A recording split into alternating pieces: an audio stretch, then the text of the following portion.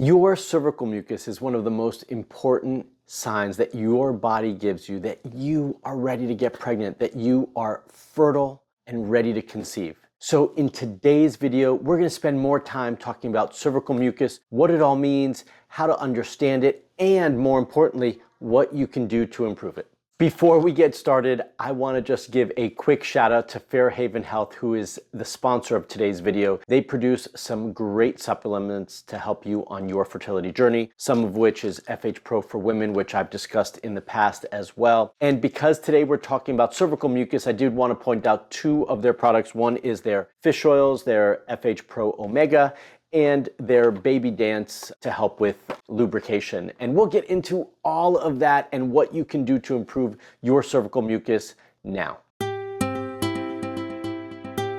My name is Dr. Marc Sklar, also known as the Fertility Expert, and welcome to Fertility TV, your YouTube channel dedicated to helping you get pregnant. I've been working with couples for over 18 years through my online programs and right here in San Diego at both of my clinics. And we work with couples from all over the world through the online programs to help you get pregnant, and more importantly, to really strive to help to get you pregnant naturally. And that's why today we're going to be talking about cervical mucus, because cervical mucus is so important for natural conception. Before we get started, I do want to remind everyone that if you are interested in working with me and my team to help you get pregnant, then I want to invite you to apply for a discovery call to see if you are a good candidate to join one of my programs. If that's what you want to do, use the link in the description below to apply. Okay, so let's jump into it. Cervical mucus is so important. And I know some of you may not be aware of what cervical mucus is, what it all means, and when it changes, how to understand those changes and what that means for your body. So that's what we're going to cover in this video. So let's start with some of the basics. For those of you who are not aware, cervical mucus is the fluid, the moisture that comes out of the vagina. And this happens all month long. But what we really want to pay attention to is how your cervical mucus looks during ovulation, during that fertile window time, right? But to understand what your cervical mucus looks like during your fertile window and to make sure it's the right quality, we also have to understand what your cervical mucus looks like outside of that window, which means that you need to be checking your cervical mucus regularly. So if it's easy and straightforward and simple for you, then I do recommend checking daily, at least in the beginning, so that you can understand what it's looking like at every day of your cycle, and so that you can also, more importantly, understand how it's changing, when it's changing, and what it looks like when it changes. Now, cervical mucus, when you start to check it and you're more comfortable with it, doesn't have to be checked daily. You can start to check every other day or every 3 days in the beginning of your cycle after you're done bleeding. When you start to approach your fertile window, then you can check more regularly. And then outside of that, you can check a little less frequently as well, so that you understand how things are shifting. Now, one of the key things to being able to track this properly also is that you are having a regular cycle. So I'm not going to spend a lot of time talking about a regular menstrual cycle in this video. I do have many videos that have already created on that exact topic. You can check those out right over here or by using the links in the description below, and you can do that after you watch this video. Now, cervical mucus is an important indicator. It's your body talking to you. Actually, it's your hormones talking to you. That's right. So we do want to understand what this is, and then in just a little bit, I'll talk to you about how you can influence it and improve it. First, let's talk about how you can track it and check the quality of your cervical mucus. So the easiest way is if you're having an abundant amount of cervical mucus, that it will come out of the vagina and sometimes onto your underwear. When that happens, it's relatively straightforward to check. Although if it's on your underwear, odds are that it's dried and it's going to be a little bit more difficult for you to check the quality of it. So we do want to see that you are checking it at the vagina. And for many of you, you're actually going to have to insert a finger or two into the vagina to actually get some cervical mucus and be able to check the quality. I do recommend you do this regularly again so that you understand what it's looking like. You don't have to insert your fingers too far. If you're having an abundant amount, it should be pretty simple and straightforward. Just insert your finger just about this much, take out the cervical mucus and start to look at it. And what you're really looking for during your fertile period is that that mucus looks like what's called egg white cervical mucus. That's right. And the name is exactly what it should look like. It should look like egg white that's raw, and you just crack a fresh egg. You have the egg white, you put your finger in, and that finger is going to show you that the egg white, the moisture, the fluid is sticky, stretchy, and clear and abundant. And that's really what you're looking for during your fertile window. Now that should come up right before you ovulate. You should have an abundant amount of egg white cervical mucus right before and during ovulation. That's the ideal time for that to occur. Now, to understand what that is, again, we have to check it at other times of the cycle. And what it might look like at other times of the cycle is that it's more white versus clear, right, or opaque. It's going to look thicker. It's going to be maybe more clumpy. It's not going to look like egg white cervical mucus. But again, to understand that, you've got to check it all cycle long so that you can see the change and the transition. So why does it change? Well, it changes because your hormones change. Your hormones are shifting at all times of your cycle. And sometimes we just talk about your menstrual cycle in halves. We talk about the follicular phase being the first half and the luteal phase being the second half, but can actually be separated into 4 phases. And it's going to change during each one of those 4 phases based on the way your hormones shift as well. And the key hormone responsible for cervical mucus shifting is estrogen. So as your estrogen increases, as you get closer to ovulation, your cervical mucus should become more egg white like we just described. And as you get farther away from ovulation, then that hormone starts to decrease and your egg white cervical mucus goes away and the cervical mucus changes. I do recommend that you track this ongoingly, and one of the easiest ways to do this is through apps. Many of you already use an app to track your basal body temperature, and if you haven't noticed, there is usually a section there that asks cervical mucus. And so that's an easy way to track that as well. If you're not already using an app like that, then I suggest you play with a few of them, try them out, and see which one works best for you. So just to review, your cervical mucus can change, and it can change and become different qualities throughout your cycle. The main ways it changes, it can start off sticky, then become creamy, then transition to what we want, which is that egg white cervical mucus, and then potentially become more watery.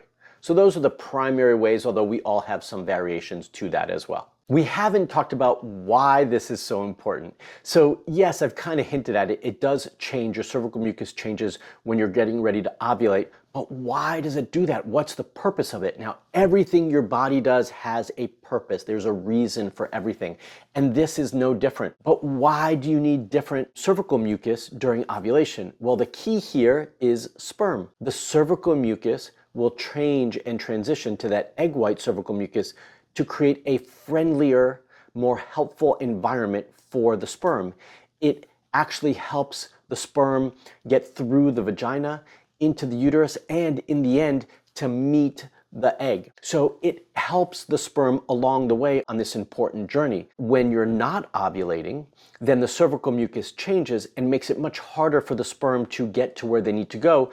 The reason for that is it's trying to protect the uterus, that when you're not ovulating, it wants to keep everything safe and clean in that area, so it prevents bacteria and viruses from getting in there, and in that case, also the sperm. So that's why it's so important, and it's also so important for having a good vaginal environment, a good pH, because that pH can actually be beneficial for the sperm or be more harmful for the sperm. So all of this is your body's way of helping the sperm get to the egg and helping fertilization, and in the end, helping you get pregnant. So what do we do if we don't have good cervical mucus, if we don't have that egg white cervical mucus that we're striving for? Well, the first thing, and as always where I usually start, is do testing, because your cervical mucus, as I described, is predicated on your hormones and specifically your estrogen levels. So how do we test what's going on with your hormones? Well, we do labs. There's lots of different ways we can do labs. I suggest doing a baseline of hormone testing through blood work so that we can understand what all your hormones are looking like, including your estrogen. And then often I might do some more advanced testing, like a Dutch test as well, to get a better understanding for how your body is using your hormones. Now, estrogen is key here, as I've mentioned, so we want to understand what's going on with your estrogen levels. Are they too low or are they too high? And then we know how to address those through supplementation. In most cases, when we are dealing with low cervical mucus, what we're dealing with also is low estrogen levels. So that's how I'm going to make my suggestions here, but that's not always the case for all of you. The other piece that is really important when we're talking about good vaginal environment and healthy cervical mucus is if you are having any BV or yeast, in that case, candida. Do you have any long-term recurrent issues with bacterial vaginosis and candida or yeast infections? These things will dramatically negatively impact your vaginal environment and your cervical mucus and make it much, much harder for the sperm to get to where they need to go. Why is that? Well, we just talked about it. They're going to change the pH in the vagina, and they're also going to change the cervical mucus. And when that happens and they become more white, there's a lot of yeast in there, it makes it much harder for the sperm to get through and into the uterus. So as I've often said on many instances in other videos on different fertility topics, that taking care of candida, and in this case I am going to equate it to digestive function and improving your digestive health and GI function, is key to healthy hormones and a good reproductive system. And so if we want to get pregnant and we have these issues or have had these issues, we do want to do some testing to understand what they look like and then create a plan to treat those things. Treating candida, treating BV, and creating a healthy vaginal environment is of utmost importance when we are trying to get pregnant for all the reasons I've already said. So I know for some of you, it might seem like you're taking a step back because you have to deal with these things, but I want to encourage you, this is actually a step forward, right? Because you're taking care of these things, you're moving forward and creating a healthy environment for the sperm to get to the egg.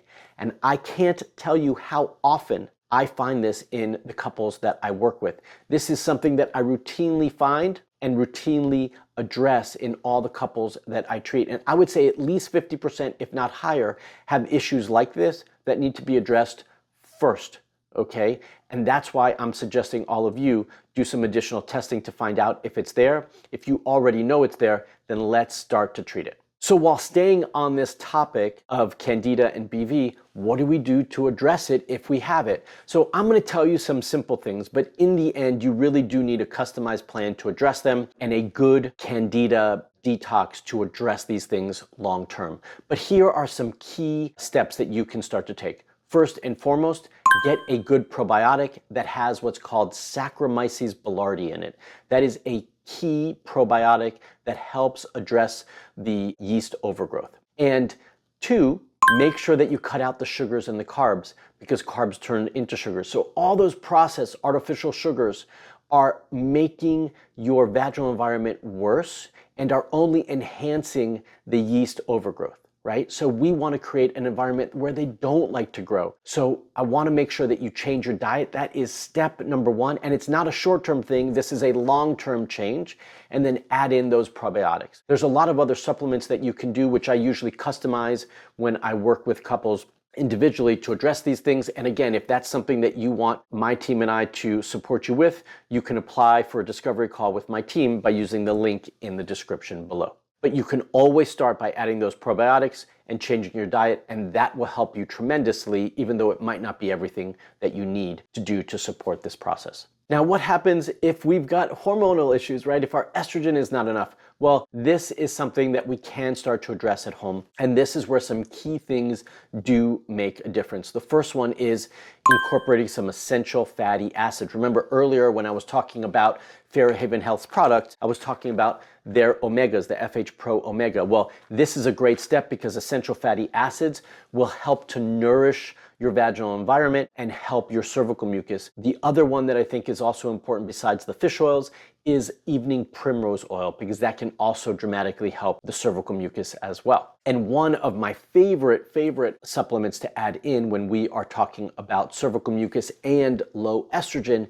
is maca. That's right. And by the way, when we start talking about maca, there is only one maca that I like to recommend. It's the Feminescence Pro Harmony. I'm going to leave the link in the description below to make that easier for you for that specific maca and all the supplements that I talk about in this video. Another key nutrient that I always talk about, which is essential for pretty much every function that the body does, including regulating your hormones and supporting your cervical mucus, is vitamin D. I want all of you to have your vitamin D levels checked, and if you're not getting enough, add that in as well. So at the bare minimum, your vitamin D levels should be at 30, but I like to see them at between 50 and 80. So if your levels aren't high enough, start taking some vitamin D. Last but not least, and possibly the most simple of all the tips that we're going to talk about today, is hydration. That's right.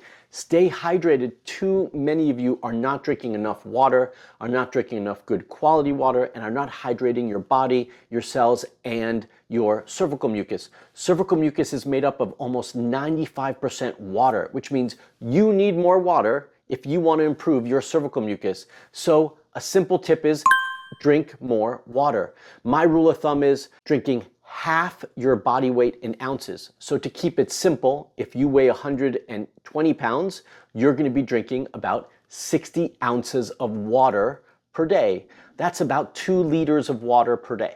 Okay, so increase your water intake, get more hydrated, and this will also help your cervical mucus. One additional tip as it comes to hydration is that grapefruit juice is actually beneficial for cervical mucus and can help support the increase in cervical mucus. So one thing you can do is add some grapefruit juice into your diet. Now, you don't need to do this all month long or all cycle long, but you absolutely can do this the week of your fertile window. So that week leading up to ovulation, get some nice organic grapefruits, juice them, and drink a cup of that, not too much, like 6 to 8 ounces per day, and that will make a nice little impact on your cervical mucus. I'm lucky enough to have a grapefruit tree in my house, so we make grapefruit juice regularly as well right here. As we've talked about cervical mucus, Candida and BV, and we've talked about hormones, we all need to know what our body is telling us, right? And as I always mention, you need to know what your hormones are, and if you are having any issues, whether it's hormone irregularities or yeast infections, you need to know what to do about it. So if you want more support on understanding your hormones and creating a customized plan to support you on your fertility journey, then I want to invite you all to apply for a discovery call with me and my team so that we can help guide you to a successful pregnancy. If you want to do that, just use the link in the description below. All right, so if you like this video, let me know. Comment below and let me know. What's the 1 or 2 tips that we talked about that you're going to start to incorporate? And how about what are the 1 or 2 things you didn't even know about that could influence your cervical mucus that now after watching this video you do know? Comment below and let me know. And just as a reminder, when you comment in this video, you allow this video to be seen by more couples who need support on their fertility journeys, which means you are helping more people around the world get pregnant. So comment below and give me your feedback. If you like this video, give me a thumbs up. If you're not already a subscriber to my YouTube channel, you should be. So hit that subscribe button to be a subscriber, and also hit that bell so that you can get notified when I put out another video for all of you. Until the next video, I want you all to stay safe, stay healthy, and most of all, stay fertile.